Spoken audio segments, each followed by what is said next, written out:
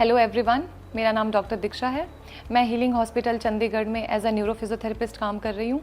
आज हम बात करेंगे पोस्ट स्पाइनल सर्जरीज में किन चीज़ों का आपको ध्यान रखने की ज़रूरत है। जैसे हमारे पास डेली बेसिस पे बहुत सारी स्पाइनल सर्जरीज़ होती हैं, ब्रेन सर्जरीज़ होती हैं, तो उनमें पेशेंट्स के डाउट होते हैं कि घर जाके हमें किन चीज़ों का ध्यान रखना है, क्या चीज़ें आपको करनी है, क्या चीज़ें नहीं करनी है। यहाँ पे जो पेशेंट हमारे पास डेली बेसिस पे हैं, हम उन्हें यहाँ भी कुछ चीज़ें प्रैक्टिस करवाते हैं घर के लिए, और उन्हें घर के लिए भी कुछ चीज़ें बताते हैं।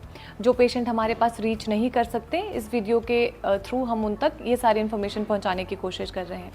हमारे पास दो तरह की सर्जरीज़ रहती हैं, सर्वाइकल स्पाइन और थोरैकोलंबर स्पाइन। जो हमारी सर्वाइकल स्पाइन है वो गर्दन वाली सर्जरी, और लंबर सर्जरी जो लो बैक स्पाइन है। तो इन चीज़ों में आपको कुछ ध्यान रखने की ज़रूरत है। पोस्ट सर्जरी आपको कुछ चीज़ों का ध्यान रखने की ज़रूरत है। जैसे जब हमारी सर्वाइकल स्पाइन की सर्जरी होती है तो आपको कुछ मूवमेंट्स को अवॉइड करना है।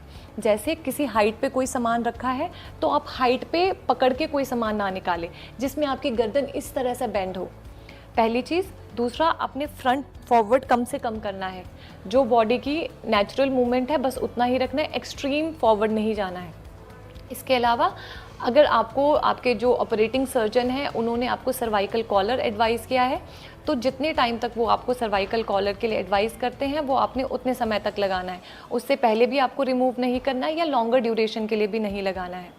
और आपने अपनी नेक की राउंड एंड राउंड मूवमेंट नहीं करनी है। बहुत सारे पेशेंट होते हैं नेक की मूवमेंट इस तरह से करते रहते हैं ताकि स्टिफनेस कम हो, पर ऑपरेशन के बाद आपने ये मूवमेंट नहीं करनी है।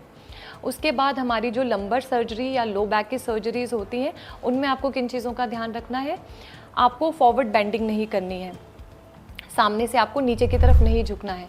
दूसरा, आपको हैवी सामान नहीं उठाना है। तीसरा, आपको बॉडी की ट्विस्टिंग मूवमेंट नहीं करनी है, साइड टू साइड ट्विस्ट आपको नहीं करने हैं।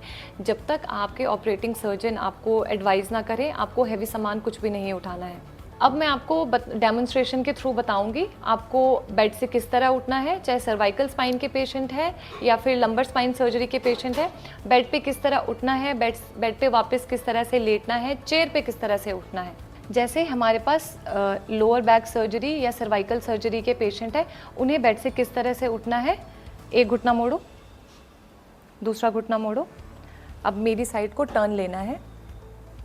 एक लेग बेड से बाहर निकालिए, दूसरी। अब अपने दोनों हाथों पे वज़न दे के खड़े होना है। इस तरह से पेशेंट खड़े हों, सीधा डायरेक्टली अपनी पीठ पे जोर डाल के ना खड़े हों। अपने घुटने मोड़िए, एक तरफ करवट लीजिए, अपनी बाजुओं पे वजन डाल के खड़े होना है। ये आपके उठने का प्रोसीजर था। अब हम लेटने के प्रोसीजर पे ध्यान देंगे कि क्या अभी लेटना कैसे है। आपने अपने दोनों हाथ साइड में रखने हैं, इन पे वजन डालना है, अपने पैर ऊपर करने की कोशिश करना है और इस तरह से आपको लेटना है। लेटने के लिए भी सेम प्रोसीजर है, आपको डायरेक्टली सीधा नहीं लेटना है बेड पे। नेक्स्ट हम बात करेंगे जो स्पाइन सर्जरी वाले पेशेंट हैं उन्हें चेयर पे कैसे बैठना है। पहले आपने अपने दोनों हाथों से चेयर की आर्म्स को पकड़ना है, बैक स्ट्रेट रहेगी, अपने घुटने मोड़िए और नीचे बैठिए। स्पाइन स्ट्रेट रख के आपको घुटनों को मोड़ के घुटनों पे वजन डाल के नीचे बैठना है। कोशिश कीजिए आपकी स्पाइन पे कम से कम वजन आए। इस तरह से बैठना है और खड़े भी इसी तरह से होना है, घुटनों पे वजन डाल के खड़े होना है। स्पाइन पे कम से कम बेंड आए, स्पाइन पे कम से कम लोड आए। आज की वीडियो में हमने देखा हमें पोस्ट स्पाइनल सर्जरी किन चीज़ों का ध्यान रखना है, उठना किस तरह से है और बैठना किस तरह से है। इस वीडियो से रिलेटेड आपके मन में कोई सवाल है तो आप नीचे दिए गए नंबर पे कॉल कर सकते हैं या मैसेज कर सकते हैं, या फिर advance rehab and physiotherapy centre healing hospital sector 34 में आके दिखा सकते हैं। धन्यवाद।